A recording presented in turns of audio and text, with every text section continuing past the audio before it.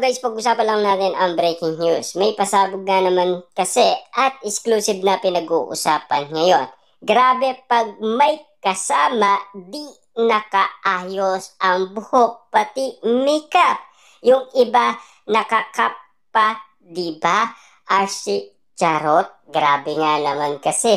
Ang tindi ng paniniwala ng iba, parang nag-iba umano ang kilos ni Catherine Bernardo kapag siya ay may kasamang iba tulad na lang ni Mayor Mark Alcala. Bakit nga naman kasi naalata ng karamihan ang bawat kilos ni Catherine Bernardo, lalong-lalo na ang kanyang mga pananamit.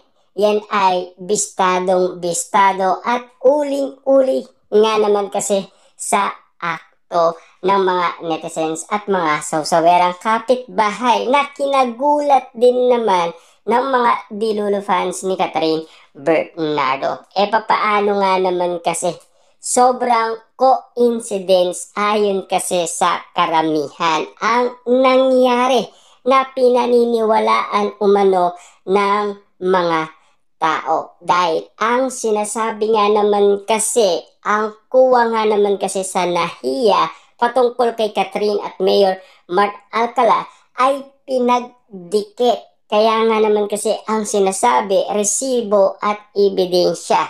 Kung kayo ay nag-aanap, eto na daw ang resibo. Magpapatotoo ng chismis at chika at issue kina Catherine Bernardo at Mayor Mark Alcala na matagal na nilang iniintayan kasi matagal-tagal yan kinakapa umano ng mga netizens at mga sawsawerang kapitbahay. Matapos nga naman kasi ibulgar ni Ogie Diaz, sina Catherine Bernardo at Mayor Mark Alcala. Subalit nagkamali man ang solid source ni Ogie Diaz sa pagkasabing jowa na daw ni Catherine Bernardo si Mayor Mark Alcala.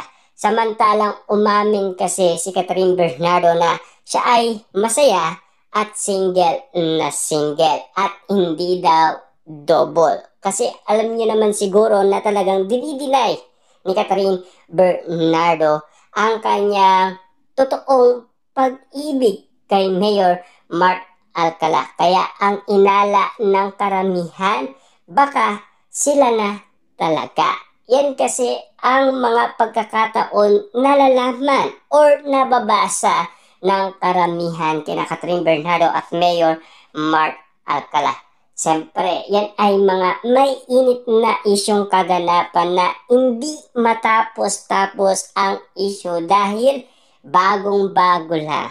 Sa dami nga naman kasing napag-usapan patungkol kay Catherine, tulad na lamang na nangyari noon na 2 beses nang spotted sa BGC at lalong-lalo na sa Japanese restaurant at siyempre sa AB Clinic na talagang napaka-sweet daw nilang tignan at lalong-lalo na parang hindi mo mapag-iwalay sa isa't isa ayon kay Ogie Diaz. Lalong-lalo na may kasamang arutan, kulitan. Yan kasi ang hindi natin inaasahan na marinig umano kay Ogie Diaz na kinagulat ng karamihan. Kaso nga lang, wala pa ring ebidensya at resibo. At samantalang pinag-uusapan nga naman kasi si Mami Bernardo laging nakabantay kay Catherine. Kaya nga naman kasi ang lahat ng tao may inala na baka meron nalalaman talaga si Mami Bernardo kina Mayor Mark Alcala at Catherine Bernardo. Bakit nga naman kasi affected si Mami Bernardo sa lahat ng desisyon ni Catherine Bernardo? Kung kailan nga naman kasi tumanda si Catherine Bernardo, doon siya pinag-iisipan ng mga tao at lalo-lalo na hindi sang-ayon kasi si Mami Bernardo sa takbo ng isipan ni Catherine Bernardo. Lalong-lalo na sinasabi kasi ni Mami Bernardo na pag-isipan mabuti ni Catherine Bernardo at paulit-ulit niyang sinasabi na 100 times mong pag-isipan lahat ng desisyon mo. Kaso nga lang kasi, noong nakita natin si Mami Min Bernardo nagsasalita habang ini-interview siya ni MJ Felipe, nakikita natin sa bakas ng kanyang mga mata ang kalungkutan.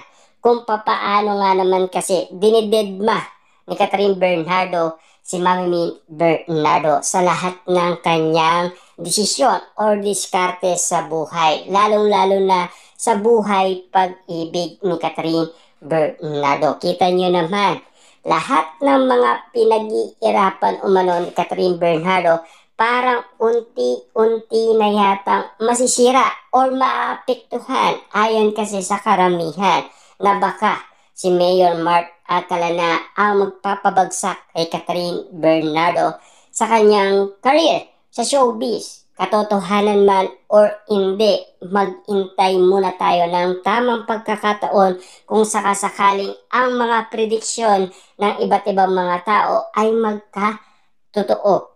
Lalong-lalo na kung ito man ay masisira ang career ni Catherine Bernardo. Basta't waiting lang tayo sa mga diskarte ni Catherine Bernardo. Hayaan muna natin siyang maging masaya, mag-enjoy kasama si Mayor Mart Alcala kung katotohanan man or kung talagang meron man namamagitan sa kanila.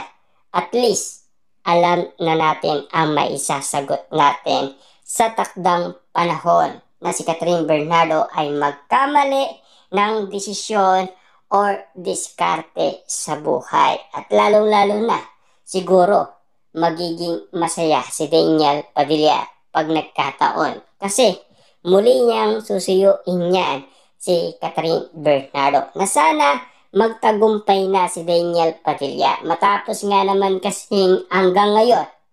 At, siyempre, pinag-uusapan na walang katapusan ang pagmamahal niya kay Catherine Bernardo simula 2023, 2024. Subalit, noong 2024, uminto si Daniel Padilla pero hindi siya sumuko. Talagang sinuyo ulit ni Daniel Padilla si Catherine Bernardo. Kaso nga lang kasi, parang ngayon, sumusuko na siya na parang nakamove on na siya at mukhang sanay na si Daniel Padilla na unti-unti na yang nalalaman.